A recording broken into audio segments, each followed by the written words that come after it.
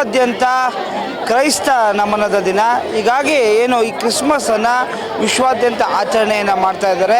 ಅದೇ ರೀತಿ ಸಂಸ್ಕೃತಿ ನಗರ ಮೈಸೂರಿನಲ್ಲೂ ಕೂಡ ಇತಿಹಾಸ ಪ್ರಸಿದ್ಧ ಇರುವಂತಹ ಸೆಂಟ್ ಫಿಲಮಿನಾಸ್ ಚರ್ಚ್ ಮುಂಭಾಗ ಕೂಡ ಸಾವಿರಾರು ಸಂಖ್ಯೆಯಲ್ಲಿ ಕ್ರೈಸ್ತ ಬಂದವರು ಬಂದಿರತಕ್ಕಂಥದ್ದು. ಈಗ ನೀವು ನೋಡ್ತಾ ಇರ್ಬೋದು, ಏನು ವಿಶ್ವದಲ್ಲೇ ಸಾಕಷ್ಟು ಹೆಸರು ಪಡೆದಿರುವಂತಹ ಸೆಂಟ್ ಫಿಲಮಿನಾಸ್ ಚರ್ಚ್ ಏನಿದೆ, ಈ ಒಂದು ಸೆಂಟ್ ಫಿಲಮಿನಾಸ್ ಚರ್ಚ್ಗೆ ಈಗಾಗಲೇ ಏನು ವಿವಿಧ ವಿದ್ಯುತ್ ದೀಪಾಲಂಕಾರವನ್ನು ಕೂಡ ಅಳವಡಿಸಲಾಗಿದೆ.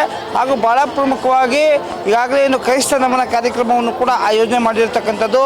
ಏನು ಈ ಒಂದು ರಾತ್ರಿ ಏನು ಕ್ರಿಸ್ತನನ್ನು ಆರಾಧಿಸುವಂತಹ ದಿನ ಆಗಿರೋದ್ರಿಂದ, ಏನು ವಿಶ್ವಕ್ಕೆ ಬಂದಂತಹ ಶಾಂತಿದೂತನನ್ನು ಏನು ನೆನೆಯುವಂತಹ ದಿನ ಆಗಿರೋದ್ರಿಂದ ಈಗಾಗಲೇ ಏನು ಈ ವಿಶ್ವಾದ್ಯಂತ ಏನು ಕ್ರೈಸ್ತ ಬಂದವರು ಕ್ರಿಸ್ತನನ್ನು ಯೇಸು ಕ್ರಿಸ್ತನನ್ನು ಏನು ನಮಿಸುವಂತಹ ಕಾರ್ಯಕ್ರಮವನ್ನು ಮಾಡ್ತಾ ಇದ್ದಾರೆ.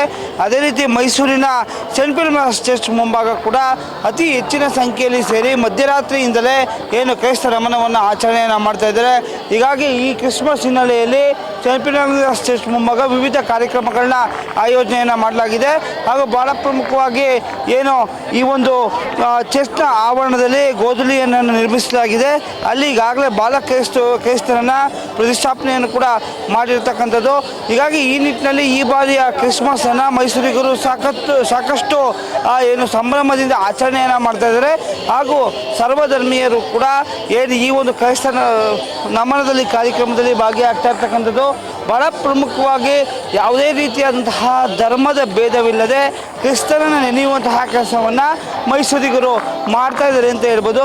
ಹೀಗಾಗಿ ಈ ಒಂದು ನಮನವನ್ನು ಮಾಡೋದಕ್ಕೆ ಸಾಕಷ್ಟು ಹೆಚ್ಚಿನ ಸಂಖ್ಯೆಯಲ್ಲಿ ಈಗಾಗಲೇ ಪ್ರವಾಸಿಗರು ಹಾಗೂ ಹೆಚ್ಚಿನ ಮೈಸೂರಿಗರು ಸೇರಿದಂತೆ ಅಕ್ಕಪಕ್ಕದ ರಾಜ್ಯದವರು ಕೂಡ ಆಗಮಿಸಿರ್ತಕ್ಕಂಥದ್ದು. ಈ ನಿಟ್ಟಿನಲ್ಲಿ ಇಂದು ರಾತ್ರಿ ಹಾಗೂ ಏನು ನಾಳೆಯೂ ಕೂಡ ವಿಶೇಷ ಪ್ರಾರ್ಥನೆಯನ್ನು ಏನು ಬಿಷಪ್ರವರು ಸಲ್ಲಿಸ್ತಾರೆ. ಅದರಲ್ಲೂ ಕೂಡ ಬಹಳ ಪ್ರಮುಖವಾಗಿ ದೇಶದಲ್ಲಿ ವಿಶ್ವದಲ್ಲಿ ಶಾಂತಿಯನ್ನು ಸ್ಥಾಪನೆ ಮಾಡುವಂಥ ದೃಷ್ಟಿಯಿಂದ ಶಾಂತಿ ನೆಲೆಸಲಿ ಅಂತೇಳಿ ಕ್ರೈಸ್ತನೇ ವಿಶೇಷವಾಗಿ ಏನು ಪ್ರಾರ್ಥನೆಯನ್ನು ಸಲ್ಲಿಸಲಿದ್ದಾರೆ. ಕ್ಯಾಮ್ರಾಮನ್ ಪ್ರಜ್ವಲ್ ಜೊತೆ ಯಶಸ್ಮಾ ವತ್ತೂರ್, ನಿಮ್ಮ ಧ್ವನಿ ನ್ಯೂಸ್.